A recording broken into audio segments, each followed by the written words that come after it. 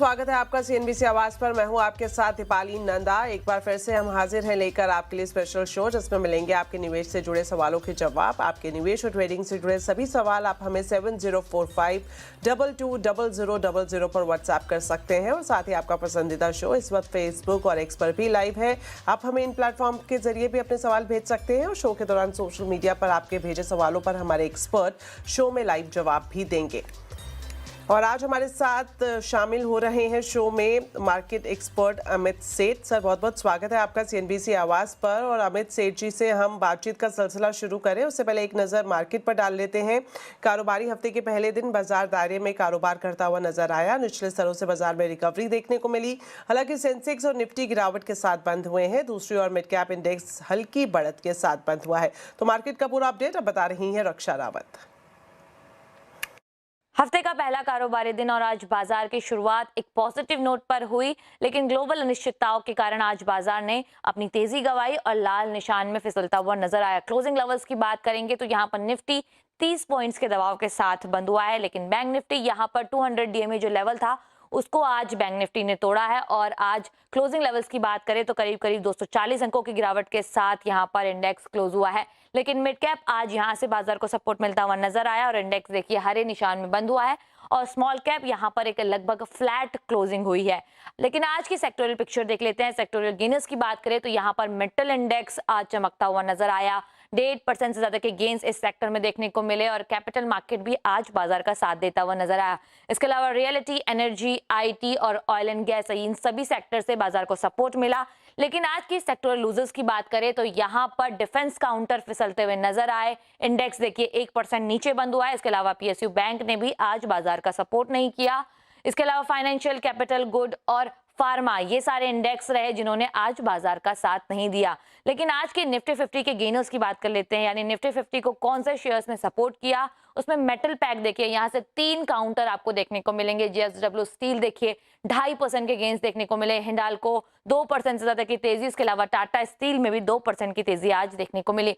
HCL take ये भी Nifty के गेनर्स में आज शामिल हुआ। लेकिन निफ्टी के लूजर्स की बात कर लेते हैं, यानी आज निफ्टी को ड्रैग किसने किया तो यहाँ पर एसबीआई लाइफ देखिए 2% नीचे बंद हुआ है काउंटर। इसके अलावा अदानी पोर्ट्स में भी करीब करीब 1.5% का डाउन साइड देखने को मिला। इसके अलावा बजाज ट्विंस भी आज निफ्टी के टॉप लूजर में शामिल रहे।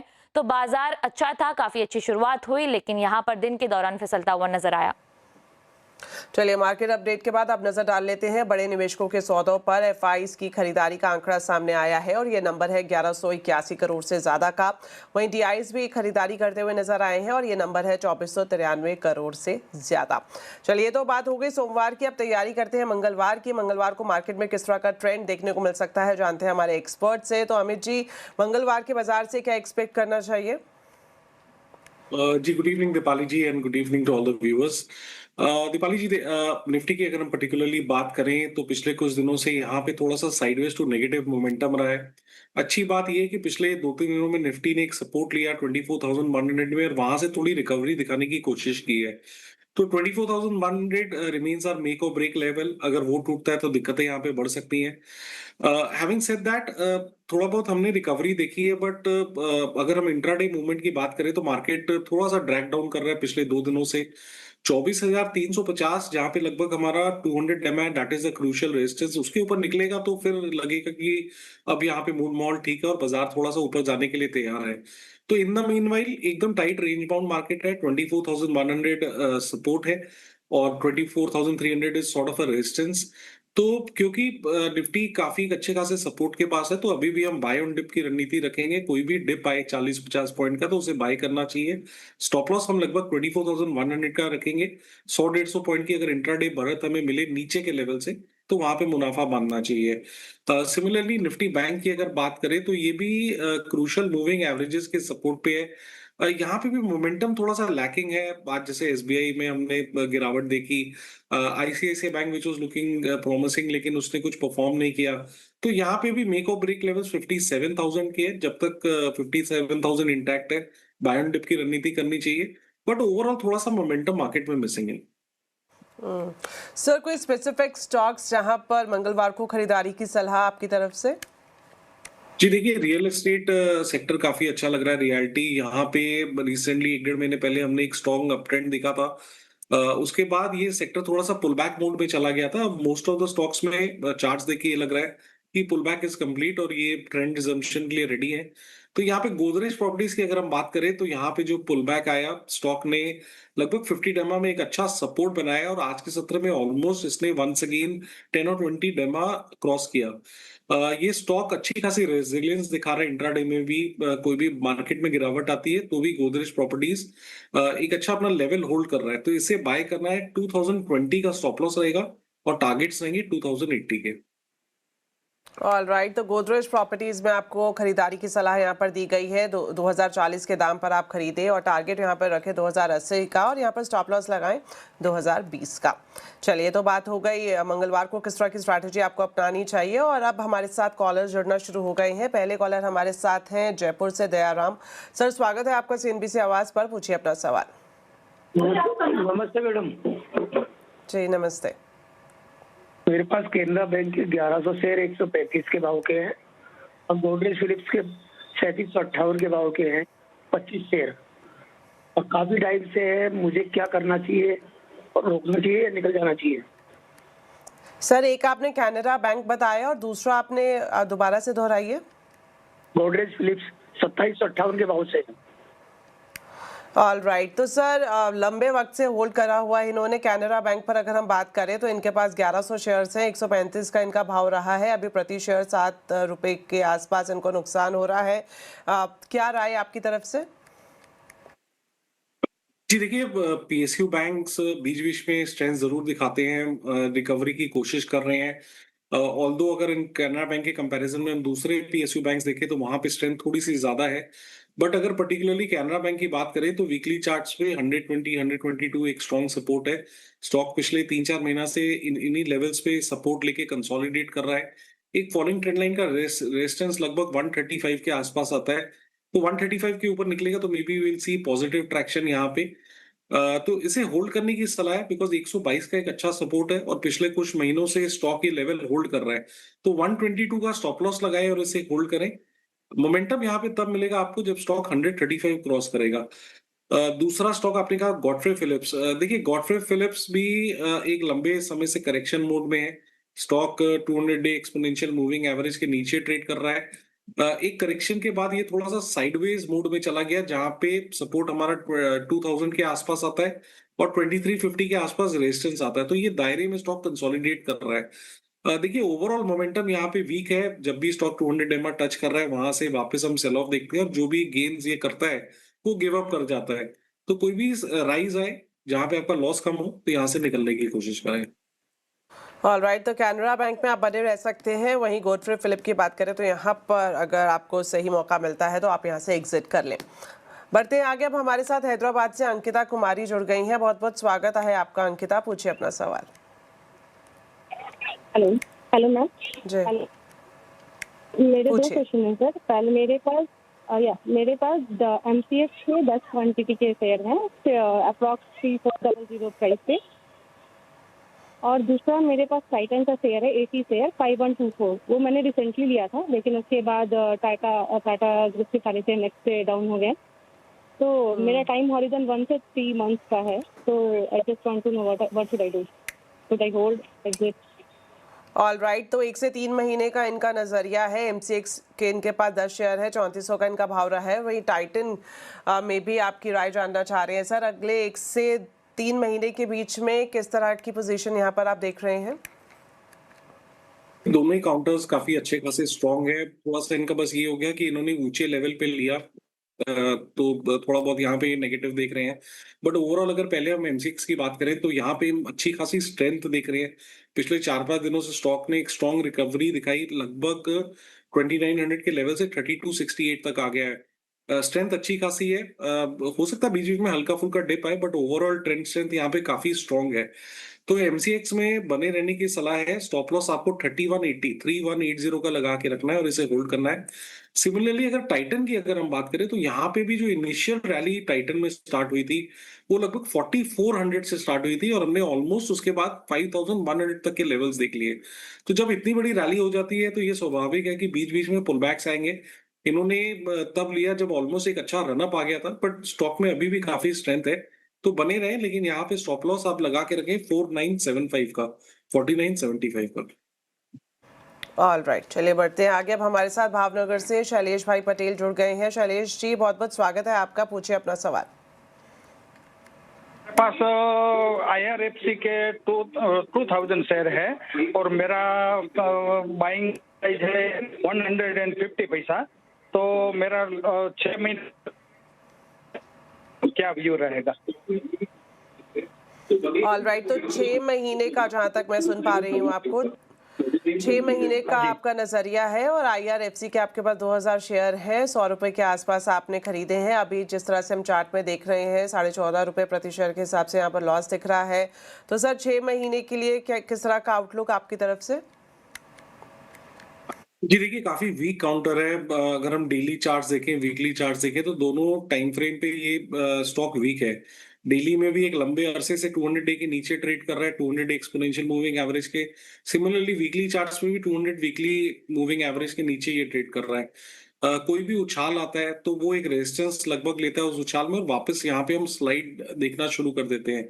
तो मेरी सलाह ये है कि ठीक है, थोड़ा सा ओवरसोल्ड है, बाउंस इज पॉसिबल, लेकिन इस बाउंस में जहां भी आपका लॉस कम हो, आप यहाँ से निकलने की कोशिश करें, बिकॉज ओवरऑल स्ट्रक्चर और ट्रेंड स्टॉक का वीक है। ऑल राइट, तो फिलहाल इसमें वीक ट्रेंड दिखाई दे रहा है और आपको सलाह यही है कि जब आपको अच्छा मौका मिला आप यहाँ से एग्जिट कर लें। अब आगे बढ़ते हैं, हमारे साथ सोमनाथ सरकार पनवेल से जुड़ गए हैं। सोमनाथ जी, आप बताएं कैसे हैं आप और अपना सवाल भी पूछिए। हाँ जी, मैं बहुत अच्छा हूँ, थैंक्स फॉर आस्किंग। आप कैसे हो मैडम? बढ़िया बढ़िया सर, बताएं। हाँ जी, अच्छा मैडम, मेरे पास JSW सीमेंट का 547 शेयर है एट द रेट ऑफ 128। तो लॉन्ग टाइम में होल्ड कर सकते हो, तो इसके ऊपर थोड़ा मुझे ये चाहिए, गाइडेंस चाहिए। सो JSW सीमेंट पर सर आपकी गाइडेंस ये चाह रहे हैं और इनका नज़रिया लंबी अवधि का है। 547 शेयर से 128 के दाम पर अभी हल्का यहाँ पर जो है लॉस इनको मिल रहा है, लेकिन लंबी अवधि में किस तरह से आप देख सकते हैं इसमें मोमेंटम सर? जी देखिए, JSW सीमेंट में कोई फिलहाल अभी कोई पॉजिटिव ट्रेंड नहीं है। स्टॉक साइडवेज टू नेगेटिव है। 4-5 दिनों पहले इसने 200 डे एक्सपोनेंशियल मूविंग एवरेज भी ब्रेक किया है, तो एक दायरे में ट्रेड कर रहा है। हमें स्टॉक में रहना चाहिए जहां पे एक ट्रेंड स्ट्रांग हो, हाई लो का स्ट्रक्चर हो। बट JSW की अगर बात करें तो ये साइडवेज टू नेगेटिव है। 1-1.5 रुपए का लॉस है, कोई खास बात नहीं है। जिस हिसाब से आज इसने थोड़ा रिवर्सल दिखाया, मेरे को लगता है वो इजीली कवर हो जाना चाहिए। तो उछाल में जहां भी आपका लॉस कवर हो, आप एक बार निकलिए, क्योंकि पॉजिटिव मोमेंटम इस काउंटर में फिलहाल मिसिंग है। ऑल राइट, तो यहाँ पर उछाल आने पर निकलने की सलाह दी गई है। अब हमारे साथ अगले कॉलर है पवन चौधरी मंदसौर से। पवन जी, स्वागत है आपका CNBC आवाज पर, बताएं क्या जानना चाह रहे हैं। शेयर मेरे पास NSDL का शेयर 315 क्वांटिटी है 895 के प्राइस पे, और जियो फाइनेंस 1000 क्वांटिटी है 1000 क्वांटिटी 258 के प्राइस पे। लोन है मेरे पास 1845 के प्राइस पे। तो मुझे इसमें क्या करना चाहिए, होल्ड करना सर चाहिए? NSDL और जियो फाइनेंशियल के बारे में आपसे जानना चाह रहे हैं। किस तरह NSDL की जो जानकारी इन्होंने दी कि 315 शेयर से 895 के दाम पर इन्होंने खरीदे और साथ ही साथ ये जियो फाइनेंशियल में भी ट्रेड कर रहे हैं, तो दोनों ही स्टॉक पर आपकी राय सर? जी देखिए, NSDL जब से लिस्ट हुआ है तब से ही हम यहाँ पे एक नेगेटिव ट्रेंड देख रहे हैं, लोअर लो लोअर हाइज है। लेकिन अच्छी बात ये है कि यहाँ पे एक there is a sort of a triple bottom. पिछले 3 बार से लगभग 2-3 महीनों के गैप में हम देख रहे हैं कि जब भी 800 के लेवल्स आ रहे हैं तो स्टॉक में थोड़ा सा डिमांड आ रहा है और ये लेवल्स स्टॉक रिस्पेक्ट कर रहा है। तो एक लंबे सेल ऑफ के बाद ऑलमोस्ट लिस्टिंग 1300-1400 के आसपास हुई थी, तो हमें अब चार्ट्स पे नजर आ रहा है कि 800 का लेवल अच्छे से होल्ड कर रहा है। तो मेरी सलाह यहाँ पे ये है कि आप 790 का स्टॉप लॉस लगाएं और NSDL को होल्ड करें। दूसरा स्टॉक इन्होंने जियो फाइनेंशियल बताया है। जी देखिए, जियो फाइनेंशियल में एक चीज काफी क्लियर है कि ये स्टॉक बीच बीच में रैली जरूर दे रहा है। रैली में स्टॉक 255-260 तक के लेवल्स तक भी जाता है और वहां से हम थोड़ा सा सेल ऑफ देखते हैं। But at the same time 220-225 is acting as a strong support. अगर आपका लॉन्ग टर्म नजरिया है तो ये स्टॉक में बने रहे। 225 का स्टॉप लॉस लगाएं। मुझे लगता है 220-225 में स्टॉक एक अच्छा बेस फॉर्मेशन बना रहा है। जब यहाँ पे ब्रेकआउट आएगा जो कि लगभग 265 के ऊपर है, वहां पे हम एक अच्छा मूव देखेंगे। ऑलराइट, तो जियो फाइनेंशियल में अगर आप लॉन्ग टर्म का नजरिया रख रहे हैं तो आप इसे होल्ड कर सकते हैं और एनएसडीएल में भी फिलहाल आपको होल्ड करने की सलाह दी गई है। आगे बढ़ने से पहले यहाँ पर डिस्क्लेमर देना चाहेंगे, जो चैनल आप देख रहे हैं ये नेटवर्क 18 का हिस्सा है और इसका स्वामित्व रिलायंस इंडस्ट्रीज के पास है। किसी भी तरह की इन्वेस्टमेंट करने से पहले अपने वित्तीय सलाहकार की एडवाइस जरूर लें। आगे बढ़ते हैं, अब हमारे साथ हैदराबाद से नवीन जुड़ गए हैं। नवीन जी, स्वागत है आपका CNBC आवाज पर, बताएं अपना सवाल। Thank you ma'am. मेरे पास 125 शेयर्स हैं हैप्पीएस्ट माइंड के at the rate of 468। So अभी I can hold the share for next 1 year also. So इस पे क्या सेशन होगा मैम? सर, हैप्पीएस्ट माइंड के शेयर्स 1 साल के लिए ये होल्ड कर सकते हैं। 125 क्वांटिटी है और 468 के दाम पर इन्होंने खरीदे हैं। अभी प्रति शेयर चार्ट हमें दिखा रहा है 31 रुपए के आसपास यहाँ पर इनको नुकसान हो रहा है, तो आपकी तरफ से क्या राय रहेगी? जी देखिए, फिलहाल तो चार्ट ने एक अच्छा बेस बनाया है और यहाँ पे हम स्ट्रेंथ देख रहे हैं। लेकिन अगर ओवरऑल चार्ट और इसके प्रीवियस हिस्ट्री की बात करें तो हैप्पीएस्ट माइंड ने ऑलमोस्ट लेवल्स हमें दिखाए थे 1500 से 1600 रुपए के 2024 में, और उसके बाद हमने यहाँ पे एक भारी गिरावट देखी है। तो 350-400 के लेवल में एक अच्छा सपोर्ट दिखा के यहाँ पे एक रिकवरी आ रही है। तो प्रॉब्लम यहाँ पे ये है कि 1500 से स्टॉक ऑलमोस्ट 350 आया, तो हर लेवल पे ये स्टॉक एक रेजिस्टेंस फेस करेगा। जो भी बंदा जिस भी लेवल में फंसा होगा, जब भी उसका प्राइस आएगा तो निकलने की कोशिश करेगा, बिकॉज एक लंबे समय से यहाँ पे डाउन ट्रेंड रहा है। तो ऊपर की राइड इतनी इजी नहीं रहेगी, लेकिन फिलहाल क्योंकि बेस बनाया है, मुझे लगता है ये स्टॉक में अभी भी ऊपर जाने का थोड़ा बहुत दम कम रखता है। स्टॉप लॉस आपको लगा के रखना 420 रुपीज के आसपास, लेकिन उछाल में जहां भी आपका लॉस कम हो रहा हो, अल्टीमेटली आप यहां से निकलने की कोशिश करें। ऑलराइट, तो फिलहाल आप होल्ड कर सकते हैं, लेकिन जैसे ही आपको मौका लगे, आपका जो नुकसान थोड़ा कम हो पाए, तब आप यहां से निकल जाएं तो बेहतर रहेगा। अब बढ़ते आगे, हमारे साथ रुपेश देशमुख जुड़ गए हैं जलगांव से। रुमेश जी, बहुत बहुत स्वागत है आपका, पूछिए अपना सवाल। मैडम, मेरे पास में 150 शेयर है इन्फोसिस के एट द रेट 1200। ये अभी रिसेंट में लिया था मैंने, जो बीच में अभी रैली आई थी, तो शॉर्ट टर्म नजरिया था मेरा। तो इसके बारे में क्या रहेगा सर का? ऑलराइट, तो रीसेंट रैली में इन्होंने खरीदारी की है। इन्फोसिस 150 शेयर 1200 दाम पर इन्होंने खरीदे हैं और नजरिया इनका शॉर्ट टर्म का है। अभी 70 रुपए प्रति शेयर का नुकसान है, तो सर क्या राय आपकी तरफ से, होल्ड या फिर एग्जिट? देखिए, पहले तो शॉर्ट टर्म नजरिया था तो जरूर एक स्टॉप लॉस आपको लगाना चाहिए था। स्टॉप लॉस लगाया नहीं तो ऑलमोस्ट 70 रुपीज का लॉस है। बट हैविंग सेड दैट, देखिए स्टॉक ने एक थोड़ा बहुत बेस तो अच्छा बनाया है नीचे के लेवल में 1050-1100 के लेवल्स में। तो हमारा जो इमीडिएट स्विंग लो आता है चार्ट्स पे, दैट इज अराउंड 1100 रुपीज। तो 1100 का एक स्टॉप लॉस लगाए और आप इसे होल्ड करें। अगर 1100 का लेवल होल्ड करता है तो may be slowly and steadily this stock will inch up. Alright, तो बिल्कुल जिस तरह से सर ने भी मेंशन किया कि शॉर्ट टर्म का नजरिया रखते हैं, तो आप स्टॉप लॉस जरूर लगाकर अपना ट्रेड आगे रखें। तो फिलहाल के लिए आप इसे होल्ड कर सकते हैं। चलिए, वक्त यहाँ पर एक छोटे से ब्रेक का, जल्द वापस लौटेंगे, आप बने रहें हमारे साथ।